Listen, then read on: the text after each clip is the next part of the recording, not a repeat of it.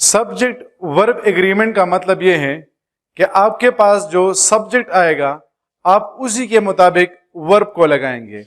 अगर आपके पास subject singular है तो ये बहुत ज्यादा जरूरी है कि आपके पास जो वर्ब आएगा वो भी आपके पास सिंगुलर होगा। और इसी तरह अगर आपके पास सब्जेक्ट प्लूरल है तो आप उसी के मुताबिक प्लूरल वर्ब को लगाएंगे। अब ये जो हम सब्जेक्ट और वर्ब के दरमियान, नाउन और सब्जेक्ट के दरमियान हम ये जो प्रोनाउन या वर्ब लगा रहे हैं इसको हम कहते हैं सब्जेक्ट वर्ब एग्रीमेंट। अब स्टार्ट में आपके पास जो रूल है ये बहुत ज्यादा आसान है और फिर इसके बाद हम step by step advance level पे जाएंगे और इसमें हमारे पास जितने भी एरियाज है हम उसको कवर करने की कोशिश करेंगे। सबसे पहला रूल आपके पास ये है कि singular noun takes singular verb.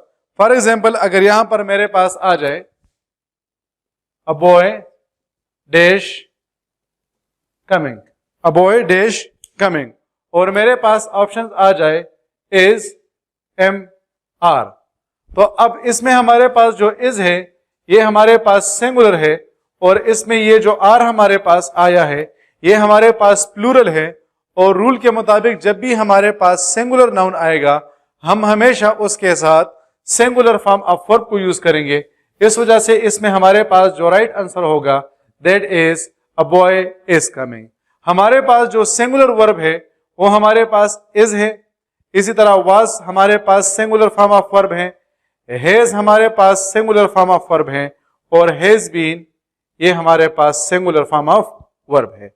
और जो हमारे पास प्लूरल फॉर्म ऑफ वर्ब है वो हमारे पास आर इसमें आता है, हमारे पास इसमें वर आता है, इसमें हमारे पास हैव आता है और इसमें हमारे पास हैव बीन आता है। और इसमें एक वर्ब हमारे पास रह गया है दैट इज एम, और एम को हम यूज करते हैं आई के साथ। और इसके अलावा एक और वर्ब हमारे पास रहता है दैट इज हेड या हेड बीन।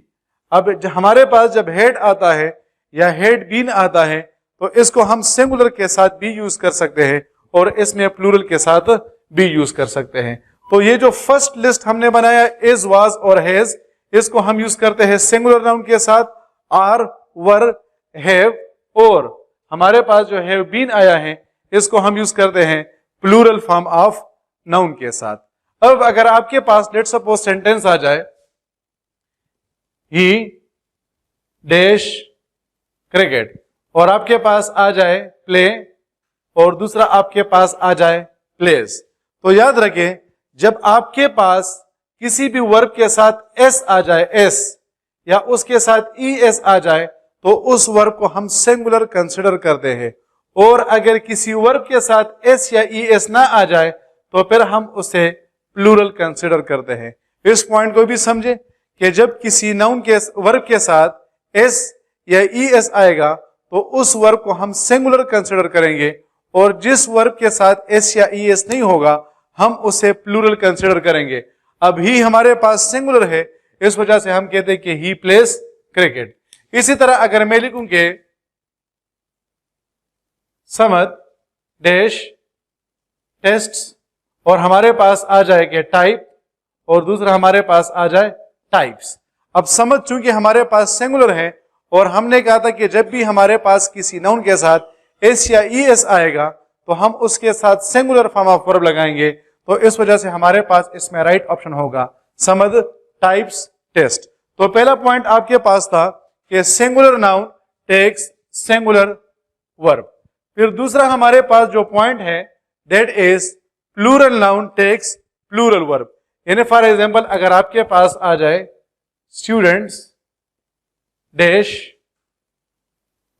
राइटिंग और आपके पास आ जाए इज एम आर।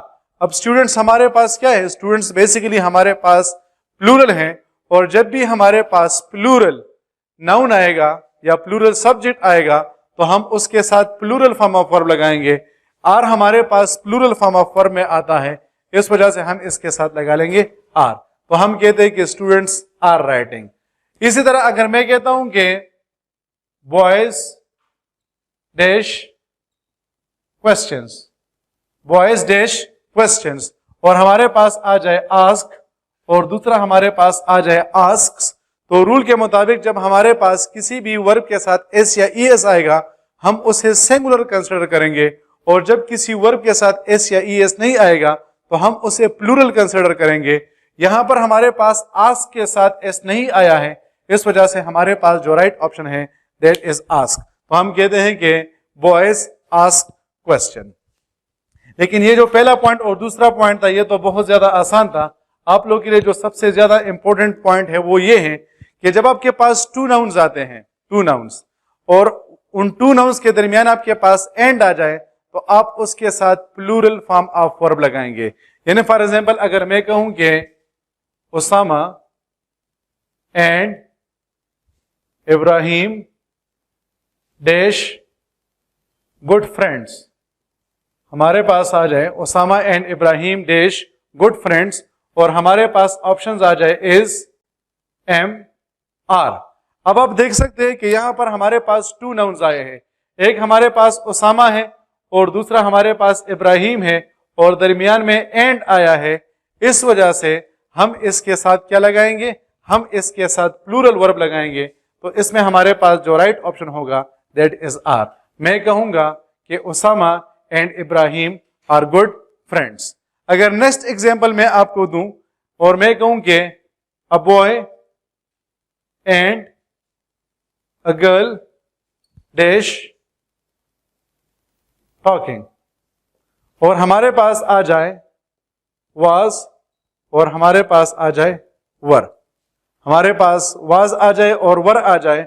अब आप देख सकते हैं कि हमारे पास एंड आया है, एंड से पहले हमारे पास आया है अ बॉय और एंड के बाद हमारे पास आया है अ गर्ल।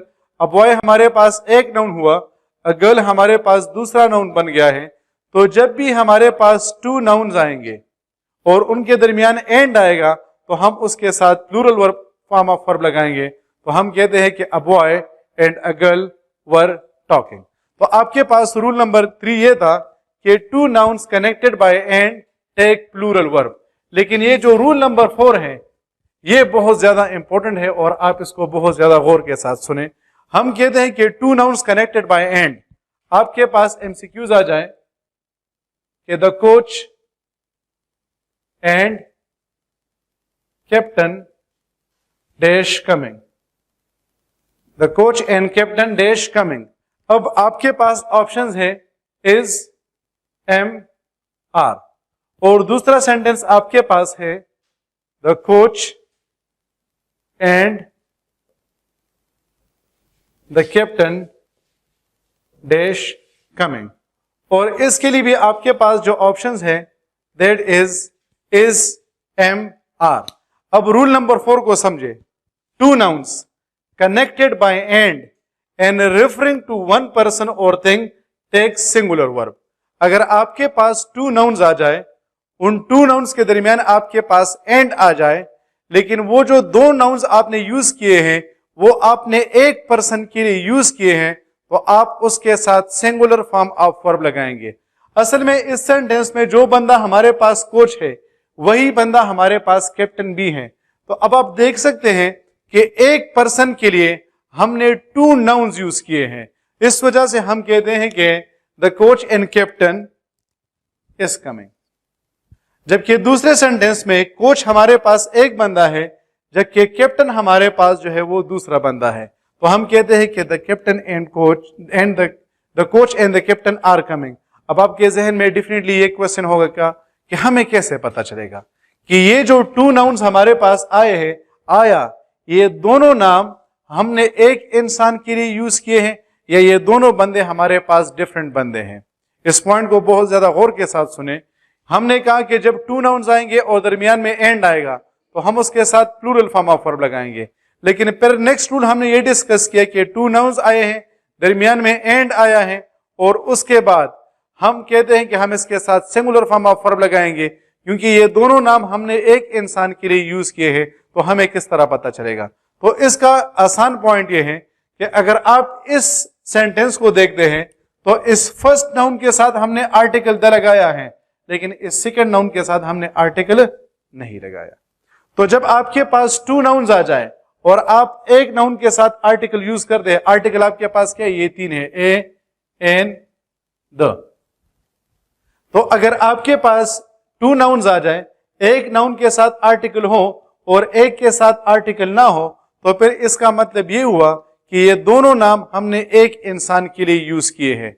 लेकिन अगर आपके पास 2 नाउन्स आ जाए और उन दोनों नाउन्स के साथ आप जो है वो आर्टिकल लगाते हैं, तो फिर हम कहते हैं कि ये दोनों बंदे हमारे पास डिफरेंट बंदे हैं।